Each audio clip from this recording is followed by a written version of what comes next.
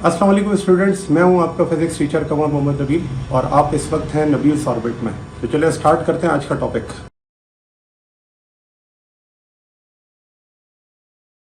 में हम rotational and circular motion के बारे में पढ़ेंगे कि ये रोटेशनल मोशन और सर्कुलर मोशन में क्या फर्क होता है। ठीक है ना।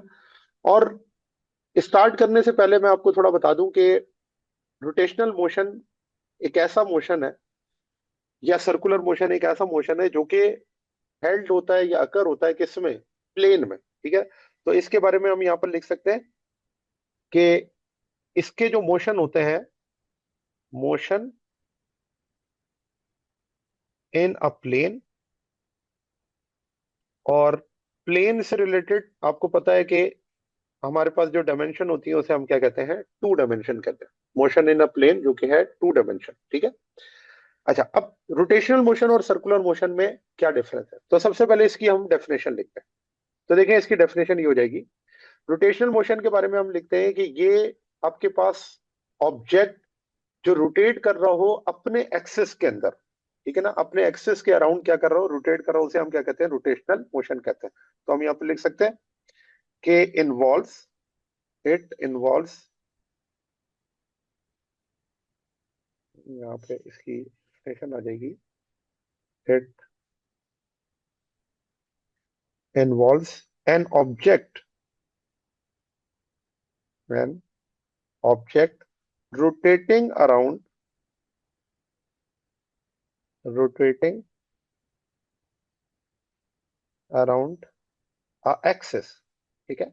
अपने एक्सिस पे रहते हुए जो बॉडी रिवॉल्व कर रही हो, रोटेट कर रही हो, तो उसे हम कहेंगे रोटेशनल मोशन। जबकि इसमें क्या होता है कि इसके अंदर वो बॉडी रोटेट कर रही होती है या ऑर्बिट कर रही होती है around a circumference.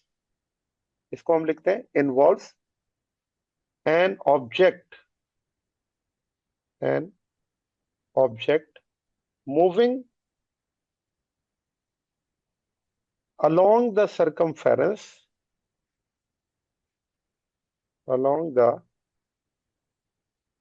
circumference of a circle, of a circle। Example मैं आपको ये दूंगा कि हमारी अर्थ के दो मोशन है, ठीक है ना। एक मोशन जो उसके अपने ही एक्सिस के अबाउट होता है, ठीक है ना, उसे हम क्या कहते हैं, रोटेशनल मोशन। और एक मोशन है जो कि वो सन के अबाउट करता है, उसे हम क्या कहते हैं, सर्कुलर मोशन कहते हैं। ठीक है। तो अगर इसके पाथ की बात करें अगले पॉइंट में, तो हम ये कहेंगे कि इट स्पिन्स और revolves, it spins or revolves around a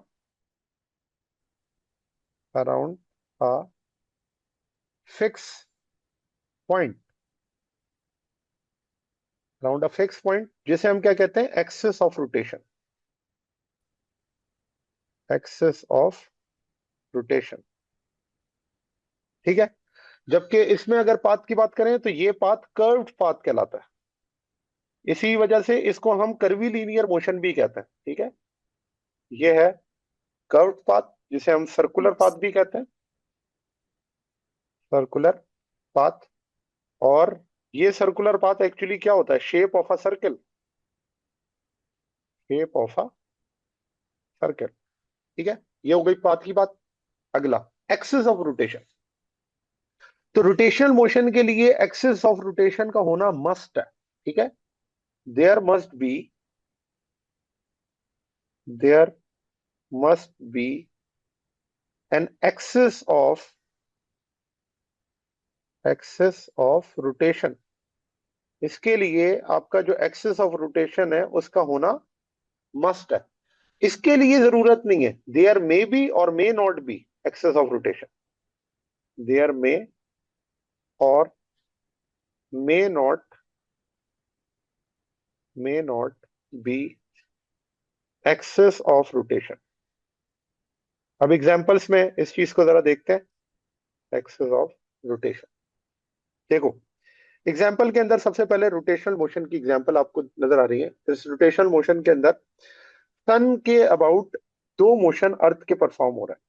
एक मोशन जो आपको नजर आ रहा है, और ये मोशन है ऑर्बिटल। ठीक है ना। इस मोशन को हम कहते हैं ऑर्बिटल मोशन। और ये मोशन आपका 365 डेज में क्या होता है, कंप्लीट होता है। अर्थ का सन के अराउंड जो मोशन है वो 365 डेज लेता है कंप्लीट होने में। तो एक मोशन आपका ऑर्बिटल हो गया। एक मोशन अगर आप देखें तो इसका स्पिन मोशन है, और इस स्पिन मोशन को कंप्लीट होने में 24 आवर्स लगता है। स्पिन मोशन ये है 24 आवर्स में। तो यहां पर अगर आप देखें तो ये जो स्पिन मोशन है, क्योंकि इसका एक्सिस ऑफ रोटेशन अगर देखा जाए, ये इसका एक्सिस ऑफ रोटेशन है, और इस एक्सिस ऑफ रोटेशन में वो क्या कर रहा है, रोटेट कर रहा है। इसे हम क्या कहेंगे, रोटेशनल मोशन कहेंगे। इसी तरह एक जो स्क्रू होता है, इस स्क्रू को जब आप टाइट कर रहे होते हैं या लूज कर रहे होते हैं, सॉरी, तो इसके अंदर आप क्या करते हैं, क्लॉकवाइज और एंटी क्लॉकवाइज मोशन, या इसको क्लॉकवाइज या एंटी क्लॉकवाइज टाइट या लूज करते हैं, ठीक है ना। और इन दोनों कंडीशंस के अंदर इसकी जो रोटेशन है वो कहाँ होती है, एक्सिस ऑफ रोटेशन में। तो आप देखें तो इसका भी एक्सिस ऑफ रोटेशन मौजूद है, और इस एक्सिस ऑफ रोटेशन के अराउंड ही ये क्या कर रहा है, मूव कर रहा है। तो इसे भी हम क्या कहेंगे, ये रोटेशनल मोशन है। जबकि अभी आप अगर देखें तो हमारा जो ये कार है, ये कार भी कर्व पाथ को फॉलो कर रही है, और कर्व पाथ को फॉलो कर रही है तो आप देखें इसका कोई ना कोई अगर कर्व्ड है तो कहीं ना कहीं तो इसका सेंटर भी पॉइंट होगा ना, और सेंटर से ये डिस्टेंस जो है वो आपके पास क्या कहलाता है, रेडियस कहलाता है। तो इसका मतलब ये हुआ, इसका एक्सिस ऑफ रोटेशन इस बॉडी के अंदर नहीं है, बल्कि ये क्या कर रहा है, किसी और के एक्सिस ऑफ रोटेशन के अबाउट क्या कर रहा है, मोशन परफॉर्म कर रहा है, ठीक है ना। इसकी एग्जांपल और ये भी है कि जितने भी हमारे पास प्लैनेट्स हैं अराउंड द सन, वो सब के सब क्या करते हैं, सर्कुलर मोशन परफॉर्म करते हैं। प्लैनेट ऑर्बिटिंग अराउंड द सन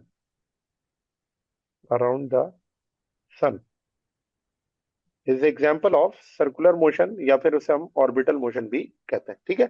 तो ये आपके पास सबसे पहले कुछ बेसिक्स हैं जो कि आपको डिफरेंस बताती हैं कि रोटेशनल मोशन और सर्कुलर मोशन में क्या फर्क होता है, ठीक है।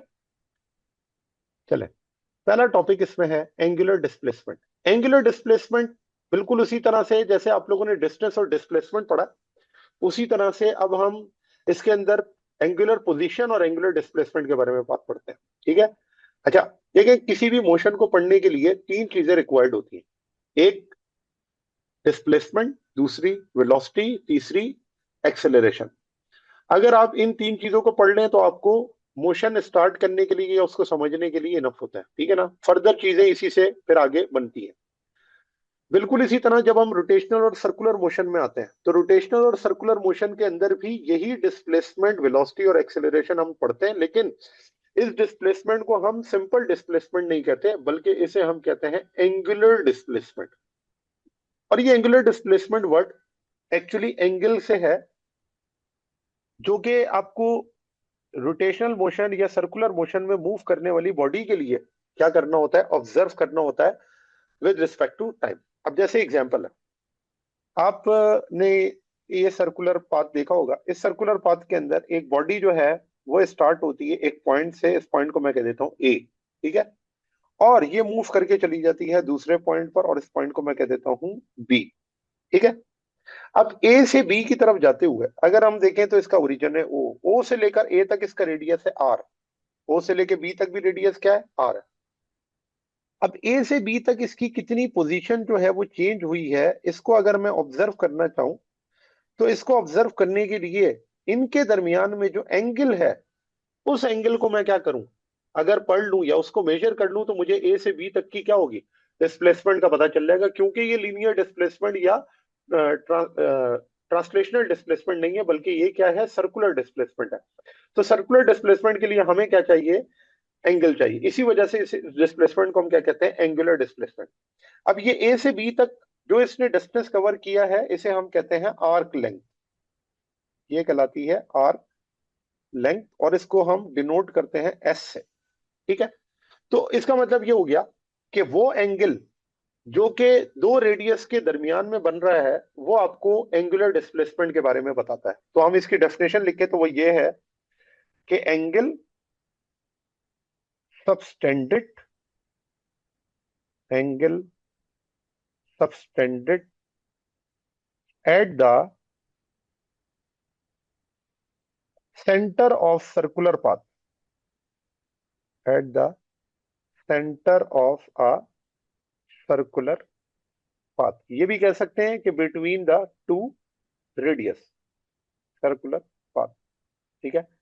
तो उस एंगल को हम क्या कहते हैं, एंगुलर डिस्प्लेसमेंट कहते हैं। अब इसका फार्मूला किस तरह से लिखते हैं, तो देखिए इसके फार्मूले के अंदर ये रेशो है दो आपके पास चीजों का, एक आर्क लेंथ और एक इसका रेडियस। तो हम लिखते हैं theta is equals to arc length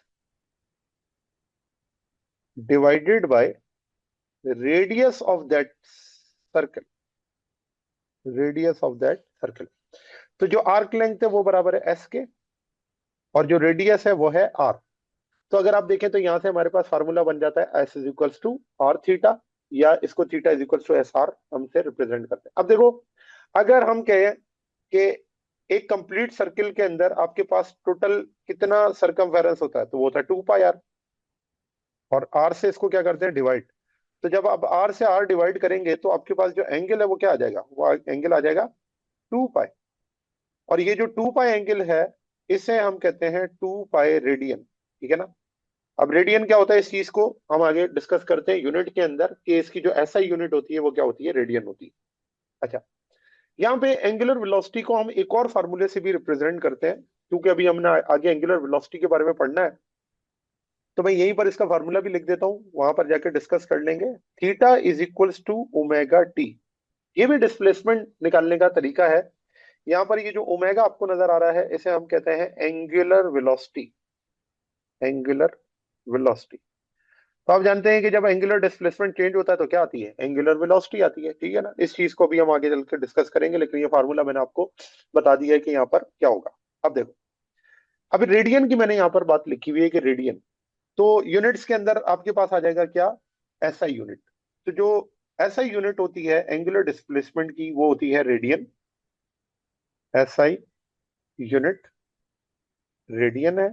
और रेडियन को हम रिप्रेजेंट करते हैं आर ए डी से, ये इसका जो है वो सिंबल आर ए डी।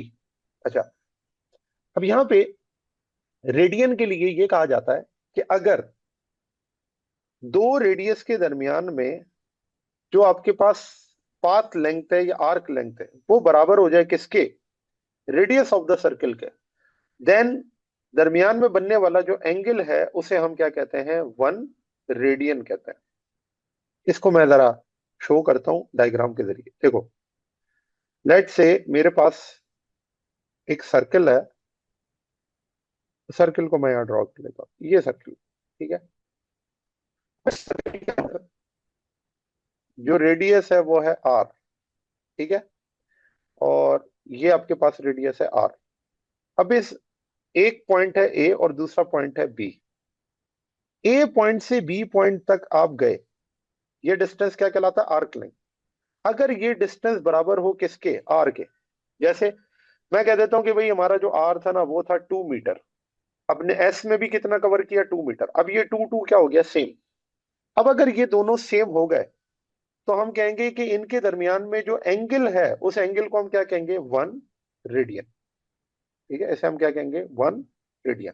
अच्छा, चलो अगर ऐसा ना हुआ, अगर हम कहें कि हमारी जो आर्क लेंथ है वो एक बी के बजाय कहाँ आ गई, सी पॉइंट पर, और सी पॉइंट तक आने में उसने डिस्टेंस कवर कर लिया 2 के बजाय 4 मीटर, ठीक है। 2 के बजाय यहां पर क्या कवर कर लिया, 4 मीटर।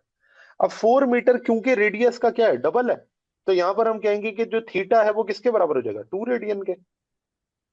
इसी तरह से अगर आर्क लेंथ आप कवर कर ले 6, तो फिर रेडियन हो जाएगा 3 रेडियन। इसी तरह 4 रेडियन, 5 रेडियन, 6 रेडियन, लेकिन 7 रेडियन नहीं होगा, ठीक है ना। 7 रेडियन क्यों नहीं होगा, क्योंकि एक कंप्लीट सर्किल में जो टोटल रेडियन बन सकता है वो कितना बन सकता है, 2 पाई, ठीक है। जो एक कंप्लीट आपके पास सर्किल में, जैसे कहते हैं ना एक कंप्लीट सर्किल में कितना आपके पास एंगल होता है, 360, तो क्या 360 से ज्यादा बन सकता है, 360 के बाद तो सर्किल ही कंप्लीट हो जाता है, ठीक है। उसी तरह रेडियन में ये जो 2 पाई रेडियन है इससे बड़ा एंगल नहीं बनता, और इस 2 पाई को अगर हम नंबर में लिखे तो क्या आता है, 6.28 रेडियन, ठीक है। तो अब आपको ये बात याद होनी चाहिए कि जिस तरह से यहाँ पे 1 रेडियन, 2 रेडियन, 3 रेडियन, 4 रेडियन बन रहा है, तो ये रेडियन कहां तक जाएगा, ये 6.28 तक जाएगा, और उससे बड़ा रेडियन नहीं होगा। ये आपके पास सर्किल क्या हो जाएगा, कंप्लीट हो जाएगा, ठीक है। तो इसे हम कहते हैं रेडियन। Yes. अच्छा, इसमें अदर यूनिट्स भी हैं, क्योंकि कभी कभार पेपर के अंदर आपको इन अलग यूनिट्स के अंदर एंगुलर डिस्प्लेसमेंट गिवन होता है और फिर आपने उसको क्या करना होता है, कन्वर्ट करना होता है एसआई यूनिट के अंदर। और वो यूनिट्स क्या है, तो उन यूनिट्स के अंदर आ जाती है डिग्री। तो एंगुलर डिस्प्लेसमेंट को डिग्री में भी मेजर होता किया जाता है। रेवोल्यूशन, इसको रेवोल्यूशन में भी मेजर करते हैं। रेवोल्यूशन के बाद साइकिल, साइकिल में मेजर करते हैं। इसी तरह इसको आर्क ऑफ मिनट में भी मेजर किया जाता है। मिनट कि कितनी देर में कितना एंगल कवर हुआ, उसे मिनट से भी रिप्रेजेंट किया जाता है। और आर्क ऑफ सेकंड से भी इसको क्या किया जाता है, रिप्रेजेंट किया जाता है। अभी आर्क ऑफ मिनट और आर्क ऑफ सेकंड इतना ज्यादा कॉमन नहीं है, लेकिन इसमें डिग्री, रेवोल्यूशन, साइकिल, ये तीन जो है वो बहुत इंपॉर्टेंट है, जो कि आपकी बुक के अंदर या आपके न्यूमेरिकल्स के अंदर वो आपको इन फॉर्म्स के अंदर दे देता है क्वेश्चन। और आपको पहले उसको रेडियन में कन्वर्ट करना पड़ता है, देन आप क्या कर सकते हैं, उसे सॉल्व कर सकते हैं। अब इसकी कन्वर्जन जरा देख लेते हैं, ये बड़ी इंपॉर्टेंट है, तो इसको देखें जरा Yes. गौर से। ठीक है, इसमें ये होता है कि एक रेवोल्यूशन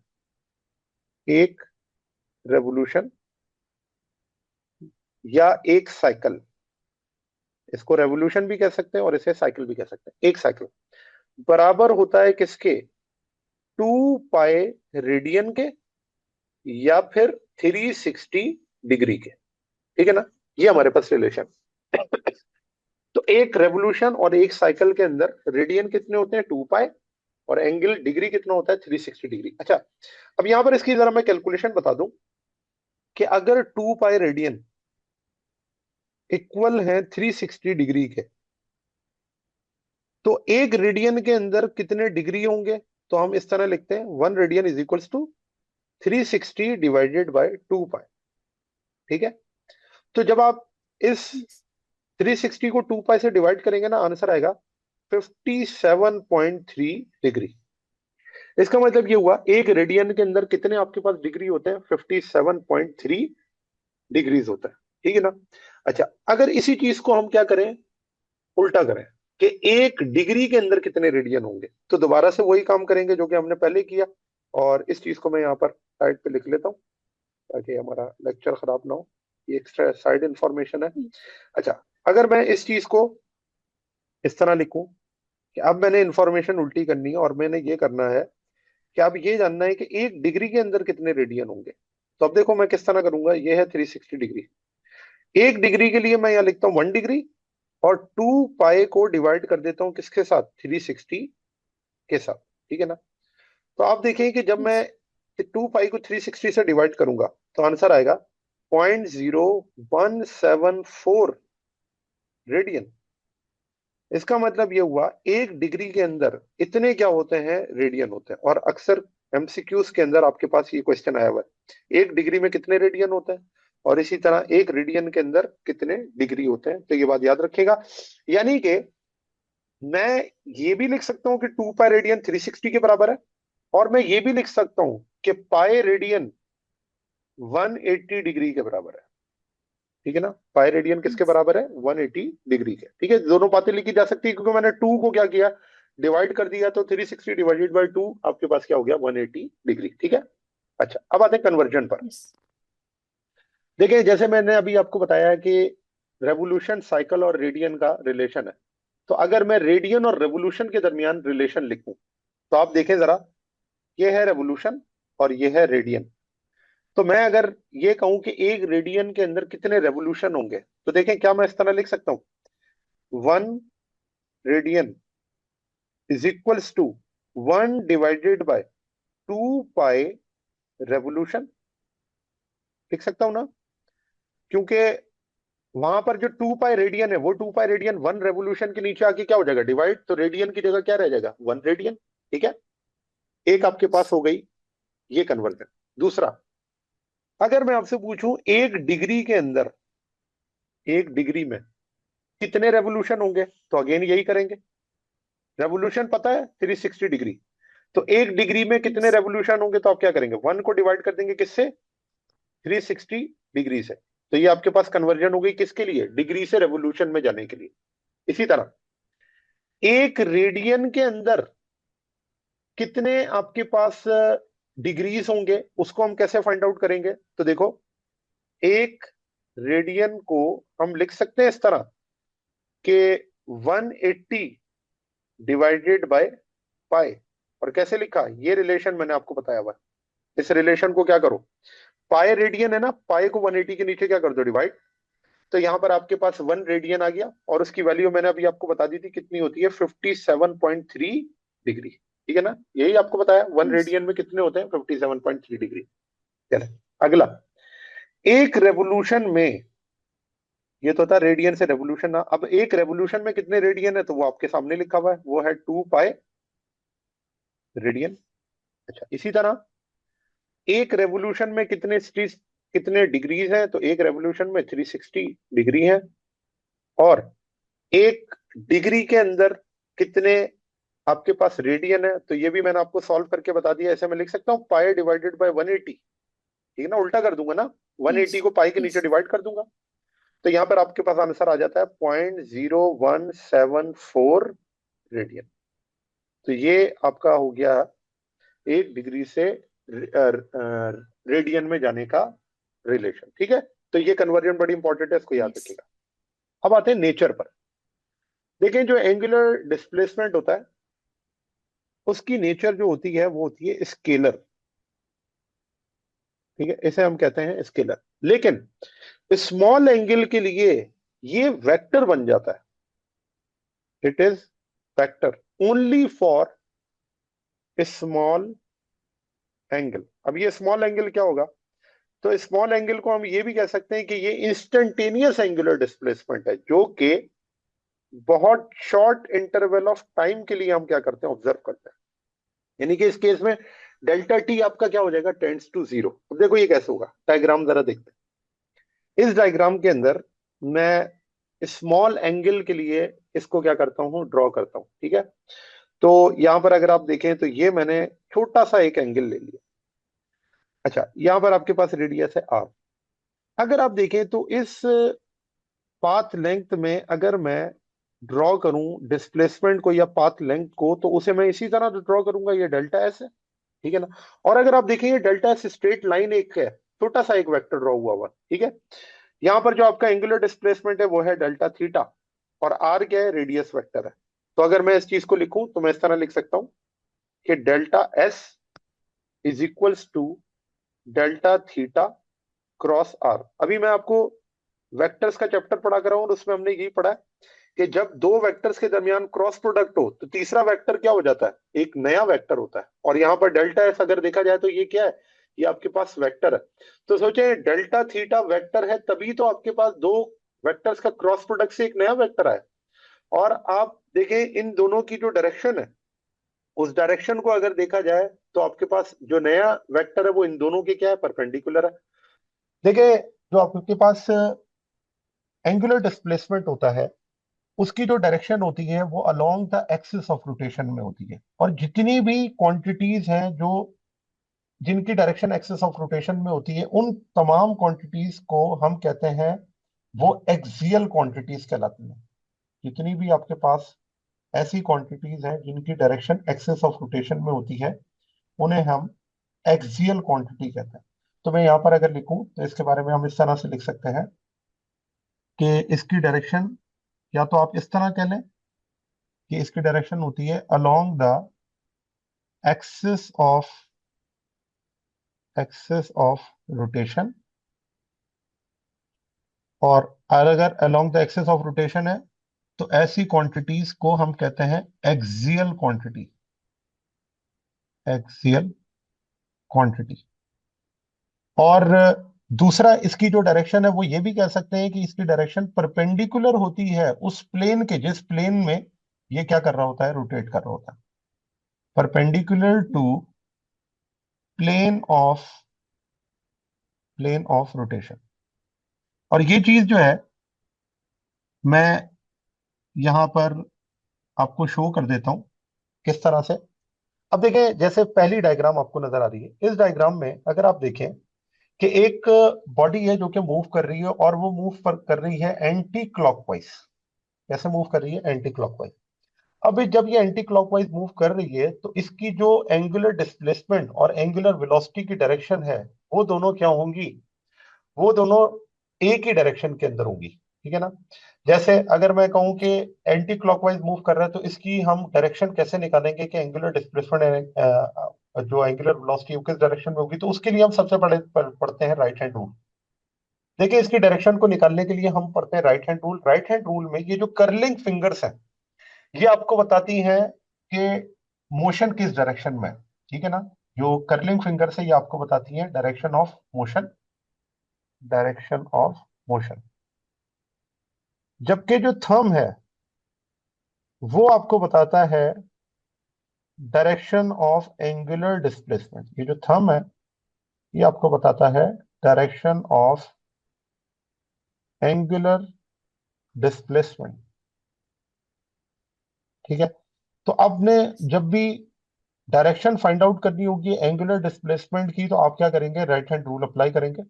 अब जैसे ऊपर मैंने डायग्राम के अंदर आपको मोशन की डायरेक्शन बता दी वो एंटी क्लॉकवाइज है। अब आप ये करें अपने राइट हैंड रूल को इसी स्क्रीन के ऊपर रखें और अपनी फिंगर्स को कर्ल करें किस तरफ, एंटी क्लॉकवाइज, जैसे घड़ी होती है उसका उल्टा।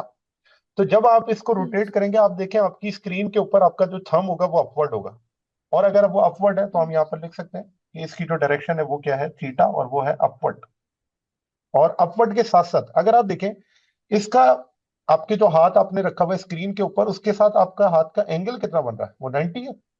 तो 90 है तो फिर ये वाली बात भी हो गई ना कि इसकी जो डायरेक्शन होती है वो परपेंडिकुलर होती है किसके, उस प्लेन के जिस प्लेन के अंदर ये क्या कर रहा होता है, रोटेट कर रहा होता है, ठीक है ना। Yes. इसी तरह से अगली अगर आप देखें तो इसके अंदर अगेन मेरे पास एक वेक्टर है और इस वेक्टर को अगर देखें तो ये आपके पास प्लेन है जिस प्लेन के अंदर ये क्या कर रहा है, मूव कर रहा है, ठीक है। अब इस प्लेन के अगर परपेंडिकुलर हम इस चीज को ऑब्जर्व करें तो हम देखते हैं कि ये जो मोशन है ये है एंटी क्लॉकवाइज। जैसे ऊपर मैंने अभी आपको बताया कि एंटी क्लॉकवाइज मोशन हो तो एक्सिस ऑफ रोटेशन में इसकी जो डायरेक्शन होती है वो होती है अपवर्ड। अगर ये एंटी क्लॉक के बजाय क्लॉकवाइज होगा तो फिर आपके पास जो डायरेक्शन होगी वो क्या हो जाएगी, इनवर्स हो जाएगी। जैसे अगली डायग्राम में ये आपके पास है क्लॉकवाइज, और क्लॉकवाइज मोशन में अगर आप देखें तो एंगुलर डिस्प्लेसमेंट की डायरेक्शन क्या हो गई है, डाउनवर्ड हो गई। और डाउनवर्ड के लिए मैं क्या करता हूँ, माइनस का साइन लगा देता हूँ, ठीक है ना। अपवर्ड अगर Yes. पॉजिटिव है तो डाउनवर्ड क्या होगा, नेगेटिव, क्योंकि ये नेगेटिव वाई एक्सिस के अंदर है। और लेकिन आप देखें एक चीज कॉमन है और वो ये है कि तीनों जो मैंने डायग्राम्स बनाई हैं इन डायग्राम्स के अंदर जो डायरेक्शन है वो एक्सिस ऑफ रोटेशन में है, एक्सिस ऑफ रोटेशन। इसी वजह से तो हमने कहा कि ये क्वांटिटीज क्या होती हैं, ये कहलाती हैं axial quantities, axis of rotation. तो इन क्वांटिटीज को हम कहते हैं एक्सियल क्वांटिटीज, ठीक हो गया। अब राइट हैंड रूल Yes. में जब मैंने इसकी डायरेक्शन बताई तो अब देखिए इस डायरेक्शन को आप इस तरह से भी ऑब्जर्व कर सकते हैं कि ये जो डॉट का सिंबल होता है ये एक कन्वेंशन होती है इस चीज को ऑब्जर्व करने के लिए कि डायरेक्शन क्या है, क्योंकि हम थ्री डायमेंशनल इमेजेस नहीं बना सकते ना बॉडीज की। तो हम यहाँ पर ये करते हैं Yes. कि ये जो आपको सर्किल नजर आ रहा है सर्किल के अंदर जो एरो है वो आपको बता रहा है डायरेक्शन ऑफ मोशन, और वो डायरेक्शन ऑफ मोशन है एंटी क्लॉकवाइज। ये जो डॉट है ये डॉट आपको रिप्रेजेंट करता है कि कोई भी बॉडी परपेंडिकुलर है और वो आउटवर्ड भी है, perpendicular outward to plane, perpendicular outward to plane. जबकि ये जो क्रॉस है ये क्रॉस जो होता है ये कन्वेंशन है जो कि यूज किया जाता है perpendicularly inward to the plane, perpendicularly inward to plane, inward to plane. अच्छा, अब जैसे यहां पर आपको नजर आ रहा है कि ये जो मोशन है क्लॉकवाइज है तो क्लॉकवाइज के लिए एरो जो है वो अंदर है। तो आप देखें ये डॉट और क्रॉस एक्चुअली क्या कन्वेंशन है, देखें आपने ये एक एरो है, इस एरो को क्या करना है, हिट करना है, ठीक है ना। किसके जरिए, तो हमारे पास वो क्या होता है कैटापुल्ट होती है या उसके जरिए आप क्या करते हैं इसको स्ट्रेच करते हैं। ये स्ट्रेच होने के बाद जब ये एरो जाता है तो एरो के आगे वाली जो टिप है वो क्या है, वो पॉइंटेड है। ये टिप क्या है, पॉइंटेड। और एरो की जो बैक साइड होती है उस बैक साइड पे क्या होता है, क्रॉस। तो मुझे बताएं कि जब ये एरो आपसे दूर जा रहा होगा तो आपको इसकी बैक साइड नजर आएगी, इसका मतलब Yes. वो चीज आपसे दूर जा रही है। लेकिन जब ये एरो आपकी तरफ आ रहा होगा तो आपको उसका पॉइंटेड हिस्सा नजर आएगा। तो इसका मतलब पॉइंटेड क्या शो करता है, आपकी तरफ है, ठीक है ना। और क्रॉस का मतलब आपसे दूर है। तो ये जो कन्वेंशन है वो यहाँ पर यूज की जाती है। तो याद रखें, डॉट का मतलब कहीं पर भी यूज किया जाए, क्योंकि आगे जाकर हमने मैग्नेटिक फील्ड, इलेक्ट्रिक फील्ड को भी डिस्कस करना है चैप्टर नंबर 10 और 11 में। तो वहां पर आपको ये डॉट और क्रॉस कन्वेंशन जो है वो यूज की जाती है, क्योंकि वहां पर आपको 3D डायमेंशन, 3D इमेजेस तो आप बना नहीं सकते। तो आप एक जो डायरेक्शन है वो डॉट या क्रॉस के जरिए वहां पर डिफाइन करते हैं, जिससे आपको डायरेक्शन ऑफ मैग्नेटिक फील्ड या डायरेक्शन ऑफ इलेक्ट्रिक फील्ड के बारे में पता चलता है, ठीक है। तो यहाँ पर अगेन देख लें, और इस चीज को आप अगर अपने राइट हैंड रूल्स पे भी ऑब्जर्व करें तब भी आपको पता चलता है। स्क्रीन पे अगर आप देखें, जब एंटी क्लॉकवाइज फिंगर्स को कर्ल करते हैं, थंब है आउटवर्ड, तो स्क्रीन से थंब आउटवर्ड है। जबकि जब आप अपने राइट हैंड रूल को क्लॉकवाइज कर्ल करते हैं तो आप देखें कि आपका जो थंब है वो इन टू द प्लेन, ठीक है ना। तो ये आपके पास कन्वेंशन है जो कि हम यूज करते हैं डायरेक्शन निकालने के लिए। फिर एक रूल होता है जिसे स्क्रू रूल कहते हैं। ये स्क्रू रूल जो होता है वो ये शो करता है कि कब आपकी जो जो डायरेक्शन है वो क्या होगी। जैसे ये स्क्रू को टाइट करते वक्त, जब स्क्रू आप कर रहे होते हैं टाइट, तो टाइट करते वक्त आपने इसको किस डायरेक्शन में रोटेट करना है, ये एक जो चीज है वो अक्सर बच्चे भूल जाते हैं। और इसका मैं आपको आसान सा बता देता हूँ। देखो, आप यही काम करो, इस स्क्रू को अगर आपने टाइट करना है, इसका मतलब ये स्क्रू कहाँ जाएगा, इनसाइड। और इन साइड इसको ले जाने के लिए, यानी कि एंगुलर डिस्प्लेसमेंट की डायरेक्शन को आपने नीचे रखना है। तो एंगुलर डिस्प्लेसमेंट की डायरेक्शन अगर नीचे हो तो फिंगर्स को किस तरफ कर्ल करना है, तो आप अपने थंब को रखो डाउनवर्ड और फिंगर्स को क्या करो, कर्ल। तो फिंगर्स किस डायरेक्शन में कर्ल कर रही है, बताएं मुझे। क्लॉकवाइज। क्लॉकवाइज या एंटी क्लॉकवाइज? क्लॉकवाइज। हाँ जी, बिल्कुल सही है। ये आपके पास रोटेट कर रही है कैसे, क्लॉकवाइज। इसका मतलब ये हुआ कि जब आप स्क्रू को टाइट करेंगे, या कोई भी आपके पास किसी चीज का कैप होता है, उस कैप को जब आप टाइट कर रहे होते हैं तो आप किस डायरेक्शन में टाइट करते हैं, क्लॉकवाइज। और जब आपने इसको लूज करना है, तो लूज करने का मतलब ये है कि इस स्क्रू को आप कहाँ लेकर जाना चाहते हैं, अपवर्ड। और अगर आप इसको यस। अपवर्ड लेकर जाना चाहते हैं तो इसका मतलब एंगुलर डिस्प्लेसमेंट की जो डायरेक्शन होगी वो पॉजिटिव होगी। और एंगुलर यस। डिस्प्लेसमेंट की डायरेक्शन अगर पॉजिटिव है तो इसका मतलब फिंगर्स को किस डायरेक्शन में कर्ल करना है, थंब ऊपर करें और फिंगर्स यस, को कर्ल एंटी कर देखें। क्लॉकवाइज। हाँ बिल्कुल, तो ये आपके पास जो डायरेक्शन हो जाएगी वो हो जाएगी एंटी क्लॉकवाइज। ठीक हो गया ना। तो इस तरह से यस। हम एंगुलर डिस्प्लेसमेंट को, डायरेक्शन को कैलकुलेट कर सकते हैं। यहाँ तक क्लियर है बात? यस। चले, अब आते हैं हम एंगुलर डिस्प्लेसमेंट के बाद एंगुलर वेलोसिटी पर। जी स्टूडेंट्स, तो ये था आज का हमारा टॉपिक। उम्मीद है आपको ये टॉपिक समझ आया होगा। अगर आप नबील्स ऑर्बिट में रहना चाहते हैं तो सब्सक्राइब करें और नई आने वाली वीडियोस के लिए बेल आइकन प्रेस करें। Thank you very much. अल्लाह हाफिज़।